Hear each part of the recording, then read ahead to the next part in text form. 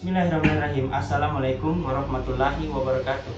Kami dari kelompok 6 akan mempresentasikan materi dari mata kuliah sejarah pemikiran ekonomi tentang sejarah pemikiran mazhab neoklasik. Sebelum materi tersebut disajikan, saya akan memperkenalkan satu-satu teman dari kelompok 6. Yang pertama, dari kiri saya ada Tito dan Meli, dan di kanan saya ada Devita dan Nurreski Saputra. Materi pertama akan dibawakan oleh saudara Tito Koes. Oke, baik, kali ini saya akan membahas tentang konsep dasar mazhab neoklasik 1. Mazhab neoklasik telah mengubah pandangan tentang ekonomi, baik dalam teori maupun dalam metodologinya. Teori ini tidak lagi didasarkan pada nilai tenaga kerja ataupun biaya produksi, tetapi telah beralih pada kepuasan marginal atau marginal utility. Pendekatan ini merupakan pendekatan yang baru dalam teori ekonomi. Beralih pada kepuasan marginal utility, pendekatan ini merupakan pendekatan yang baru dalam teori ekonomi. Salah satu pendiri mazhab neoklasik yaitu Gosen, dia telah memberikan sumbangan dalam pemikiran ekonomi yang kemudian disebut sebagai hukum Gosen 1 dan hukum Gosen 2. Hukum Gosen 1 menjelaskan hubungan kuantitas barang yang dikonsumsi.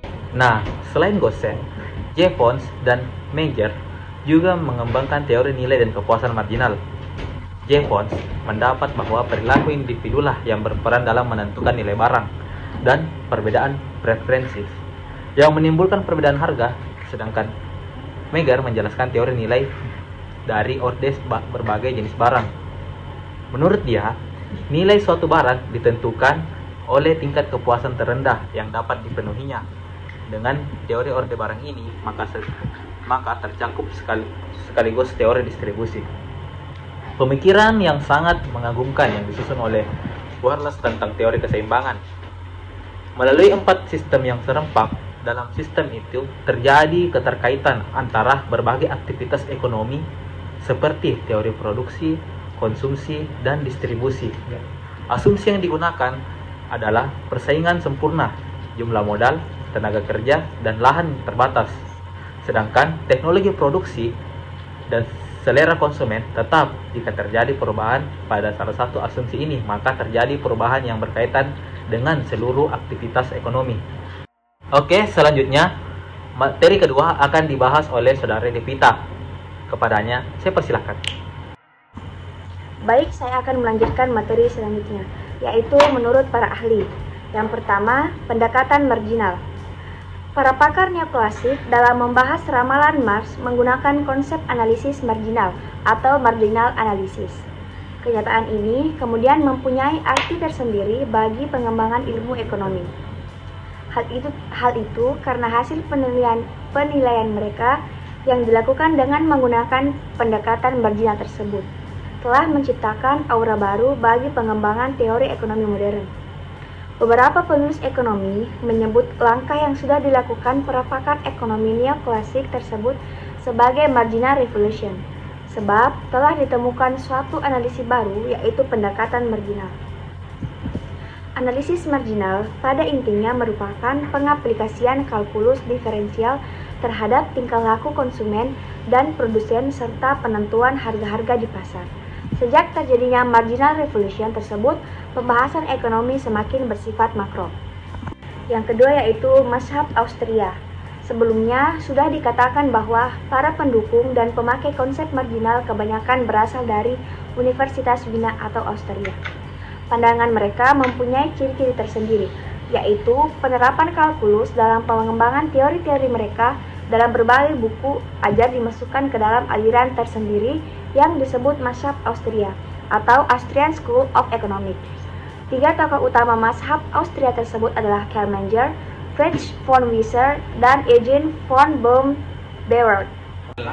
Yang ketiga yaitu mazhab Lausanne. Analisis yang lebih komprehensif tentang teori keseimbangan umum adalah pemikiran Leon Walras. Walras dapat dianggap sebagai pendiri aliran atau mazhab Lausanne. Sewaktu sekolah, Lausanne didirikan tahun 1870. Ia yang memegang jabatan ketua jurusan ekonomi. Jabatan tersebut dipangkunya dari tahun 1870 hingga 1892. Karyanya Elements of Pure Economics tahun 1878 dianggap sebagai suatu mahakarya dalam bidang ekonomi. Dalam bukunya, Walras menjelaskan teori keseimbangan umum dengan pendekatan matematis. Yang keempat yaitu Mazhab Cambridge. Dari sekian banyak tokoh neoklasik yang dianggap sebagai tokoh paling utama adalah Alfred Marshall 1842 hingga 1924. Menger dianggap sebagai pelopor aliran Austria dan Walras dianggap sebagai pelopor aliran Lawson. Berbeda dengan kedua tokoh itu, Marshall dianggap sebagai pelopor aliran atau Mazhab Cambridge atau Cambridge School of Economics di Inggris. Ya, baik, saya akan melanjutkan pembahasan menurut para ahli yang dibawakan oleh teman saya tadi. Nah, pembahasan ketiga menurut para ahli yaitu J.R. Hicks. Karya Hicks yang paling dikenal dalam teori ekonomi ialah Value and Capital, yang diarahkan kepada teori nilai dalam keadaan equilibrium umum. Sedangkan perihal equilibrium umum dalam proses tukar-menukar, pandangan Hicks lebih cenderung pada landasan pemikiran Walras. Sehubungan dengan itu, Hicks ikut memperhitungkan faktor perubahan dalam sistem equilibrium. Menurut para ahli yang terakhir itu Irving Fisher. Irving Fisher dianggap sebagai ilmuwan di antara yang paling tenar yang dilahirkan di Amerika Serikat atau USA, yang memiliki pandangan yang luas dan pengetahuannya sangat mendalam di berbagai disiplin ilmu. Setelah menyelesaikan pelajaran di Universitas Irving Fisher menetap di Eropa selama beberapa tahun. Sekembalinya di Amerika Serikat pada usia 31 tahun, diangkat sebagai guru besar di Yale University untuk bidang ilmu politik dan pengetahuan sosial. Nah, materi selanjutnya yaitu kelebihan dari mazhab neoklasik. Kelebihan dari mazhab neoklasik itu ada dua. Yang pertama, kaum neoklasik mengatakan bahwa baik perdagangan internasional maupun aliran modal internasional cenderung untuk meratakan distribusi pendapatan di dalam suatu negara maupun antar negara. Dan yang kedua, merupakan pengembangan dari mazhab sebelumnya yaitu mazhab klasik. Baik, materi selanjutnya akan dibawakan oleh teman saya yaitu Saudari Rizky Amelia Sahar.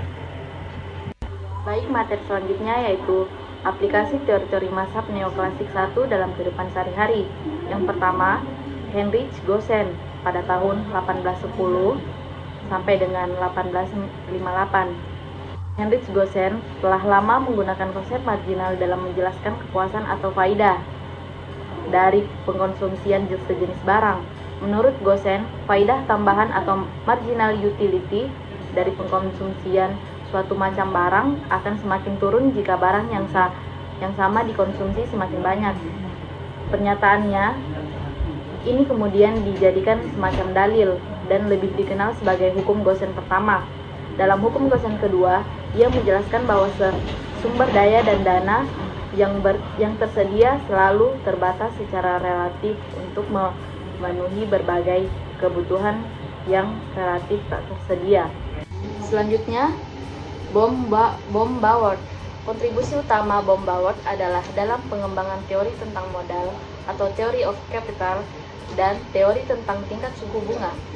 Hal ini dapat diikuti dari bukunya, yaitu Capital and Interest tahun 1884. Karyanya yang lain juga menyangkut masalah model adalah Positive Theory of Capital pada tahun 1889. Teori-teori yang dikembangkan lebih lanjut oleh tokoh-tokoh lain seperti Knut Wicksell, von Mises, F.A. Hayek, dan J.R. Hicks. Yang terakhir adalah Pareto Law.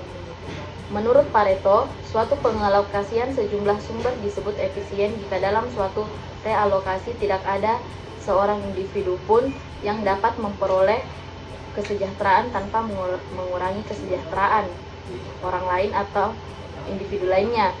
Secara lebih sederhana, suatu pengalokasian sumber-sumber disebut efisien jika keadaan atau kondisi yang dicapai secara jelas dan tidak bisa dibuat menjadi lebih baik lagi. Apa yang disampaikan oleh Pareto tersebut kemudian dikenal sebagai hukum Pareto. Sebagai catatan, kondisi yang efisien tersebut tidak harus terjadi pada saat semua orang mendapatkan kue. yang sama besarnya. Kondisi ini bisa saja berlangsung dengan pemerataan pembagian kue yang pincang ini yang kemudian menimbulkan kritik yang tidak berkeputusan tentang sistem perekonomian liberal yang diatur oleh mekanisme pasar. Sekian dari saya. Materi selanjutnya akan dibawakan oleh saudara Rian Rivaldi. Ya, oke. Selanjutnya materi terakhir, yaitu perbedaan mazhab neoklasik dengan mazhab lainnya. Yang pertama, perbedaan mazhab praklasik dengan mazhab neoklasik. Ya, praklasik belum mempersoalkan apakah pasar dalam kenyataan kehidupan sehari-hari betul-betul mencerminkan pasar persaingan sempurna, dan neoklasik telah mengasumsikan pasar persaingan sempurna dan monopolistik. Penyempurnaan dari paham sebelumnya, dan teori ekonomi klasik lebih banyak mengkritik teori sebelumnya, yaitu paham klasik. Dan selanjutnya perbedaan mazhab klasik dan mazhab neoklasik. Mazhab klasik dalam perdagangan internasional. Teori nilai yang digunakan Adam Smith adalah teori biaya produksi, walaupun semula menggunakan teori nilai tenaga kerja. Barang mempunyai nilai guna dan nilai tukar. Ongkos produksi menentukan harga relatif barang, sehingga tercipta dua macam harga, yakni harga alamiah dan harga pasar dalam jangka panjang. Harga pasar akan cenderung menyamai harga alamiah, dan dengan teori tersebut timbul konsep paradoks tentang nilai. Mazhab neoklasik. Mazhab neoklasik merupakan penyempurnaan dari paham klasik. Dalam mazhab ini telah ada asumsi mengenai pasar persaingan sempurna dan monopolistik.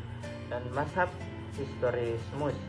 Mazhab historismus tidak terlalu memikirkan asumsi mengenai pasar tersebut, di mana mereka hanya menekankan pada rasa nasionalisme untuk memajukan perekonomian Jerman. Ya, sebagai kesimpulan, berbagai serangan yang dilakukan pada ekonomi sosialis terhadap ekonomi liberal membuat para pakar ekonomi liberal mempelajari teori-teori sosialisme untuk kemudian menjawabnya.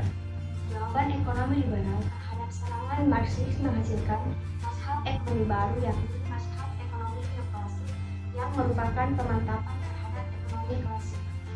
Tokoh mazhab neoklasik diantaranya Alfred Marshall, Leon Walras, Frank Menger, dan W. Stanley Jevons. Walaupun penelitian mereka dilakukan secara terpisah, namun mereka mempunyai hasil yang sama terhadap pendekatan marginal. Para ekonom neoklasik menemukan teori marginal dalam produksi dan konsumsi. Penemuan mereka membuat ekonomi menjadi semakin mikro. Marginal adalah pengaplikasian kalkulus diferensial terhadap perilaku konsumen serta penetapan harga di pasar. Nah, itulah tadi penyajian atau pemaparan materi dari kelompok kami tentang sejarah pemikiran mazhab neoklasik. Sekian dari kami. Wabillahi taufiq wal hidayah. Wassalamualaikum warahmatullahi wabarakatuh.